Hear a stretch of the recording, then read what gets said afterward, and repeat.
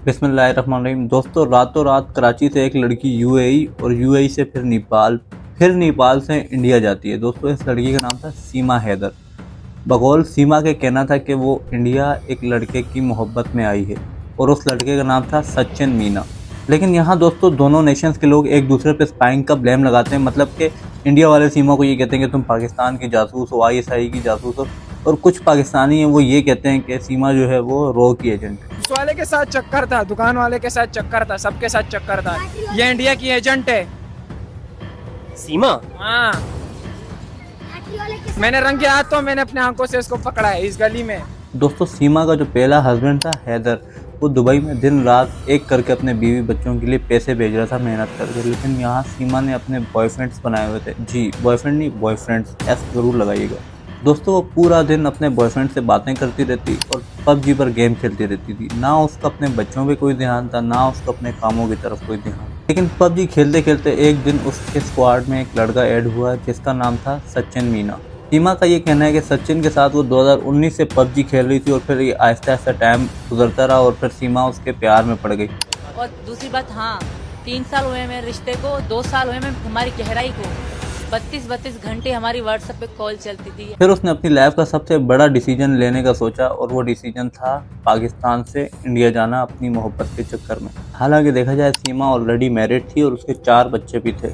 फिर एक रात सीमा अपने घर से निकलती है जो कि उसका घर कराची में वाक़ा था। फिर वो किसी तरह यूएई पहुंच जाती है, यूएई से नेपाल पहुंच जाती है, नेपाल से इंडिया पहुंच जाती है और आखिरकार अपनी मोहब्बत सचिन से मिल लेती है। अब 30 साल की सीमा और 25 साल के सचिन दोनों शादी करने का सोचते हैं और कुछ दिन वो ग्रेटर नोएडा में ही रहते हैं। लेकिन कुछ दिन में ही इनकी कंट्रोवर्सी इतनी ज़्यादा फैल जाती है कि उत्तर प्रदेश की पुलिस आके इन दोनों को अरेस्ट करती है। सीमा पे इलीगली बॉर्डर क्रॉस करने का और सचिन पर इलीगली शेल्टरिंग प्रोवाइड करने का ब्लेम लगता है और इस पर इनका ट्रायल चलता है। लेकिन कुछ दिनों में इनको बेल मिल जाती है और फिर ये गवर्नमेंट से रिक्वेस्ट करते हैं कि हम दोनों को पीसफुली शादी करनी दी जाए और ये इंडिया में ही रहे सीमा इसके साथ, सचिन का ये कहना होता है। लेकिन दोस्तों, यहाँ कहानी में ट्विस्ट आता है कि पुलिस को 12 जुलाई को एक कॉल मौसूल होती है और उस कॉल में कॉलर इनको थ्रेट करता है कि अगर सीमा को वापस सही सलामत पाकिस्तान ना पहुँचाया गया तो वो मुंबई पे 26/11 जैसा टेरर अटैक कर सकते हैं। फिर मुंबई पुलिस एक कॉन्फ्रेंस बुलाती है और कॉन्फ्रेंस में ये कहती है कि जो कॉलर था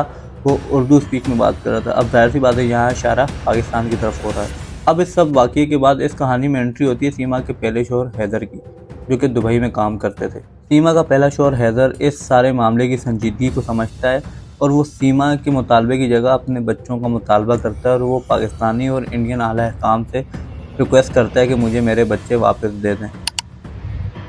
हेलो, अस्सलाम वालेकुम। मैं पाकिस्तान गवर्नमेंट से अपील करता हूं कि मेरे बच्चों को, मेरा घरवाली का नाम सीमा, मेरा 4 बच्चे, एक बेटा 3 बेटी, इंडिया में किसी लड़के से बात करके पबजी के हिसाब से वो चले गए थे, किसी ने बरगलाया। मैं पाकिस्तान गवर्नमेंट को पुरजोर अपील करता हूं, मेरे बच्चे मेरे हवाले करें। शुक्रिया। अब यहाँ मामला जो है वो कुछ हद से ज़्यादा ही आउट ऑफ कंट्रोल होने लगते हैं और इंडियन गवर्नमेंट को ये लगता है कि पाकिस्तान में जो उनके हिंदू रहते हैं वो अनसेफ हैं। फिर इंडियन गवर्नमेंट पाकिस्तानी गवर्नमेंट से रब्ता करती है और वो अपने लोगों के लिए सेफ्टी प्रोवाइड करने के लिए पाकिस्तान को कहती है। इंडिया के इस रिक्वेस्ट के बाद सिंध के जो आईजी पुलिस गुलाम नबी मेमन साहब, वो 400 पुलिसमैन को तैनात करते हैं हिंदुओं की जो टेम्पल्स होते हैं उनकी सिक्योरिटी के लिए। लेकिन मामला अब भी आउट ऑफ कंट्रोल होते हैं। लेकिन दूसरी तरफ ये जो सारी ट्रेजिडी चल रही होती है तो सीमा के जो एक्स बॉयफ्रेंड है वो मीडिया पे आके बयान देते हैं और बयान था ये, वो गई है सर जी वर्ल्ड कप देखने। मतलब जहाँ इतना सीरियस मैटर चल रहा है, 2 कौमों के बीच में तनाज़े चल रहे हैं, एक दूसरे पे स्पाइंग का इल्ज़ाम लगा रहे हैं और यहाँ ये साहब ऐसे अजीबोगरीब स्टेटमेंट देने, क्या ये मुनासिब है? और दोस्तों, सीमा का जो पुराना घर है कराची, उसके जो पड़ोसी वो आज भी सीमा को बुरे बुरे अल्फाज़ों में याद करते हैं और ये कहते हैं कि सीमा के घर पे पहले भी बहुत सारे लोग आते थे डेली किसी न किसी काम से, जो कि मशकूक बात थी। दोस्तों, आपको क्या लगता है सीमा ने अपनी मोहब्बत पाने के लिए जो किया वो उसको करना चाहिए था, या फिर वो अपने शौहर को सब कुछ बता के जाती, या तो उसके शौहर के होते वो यही काम करती ना?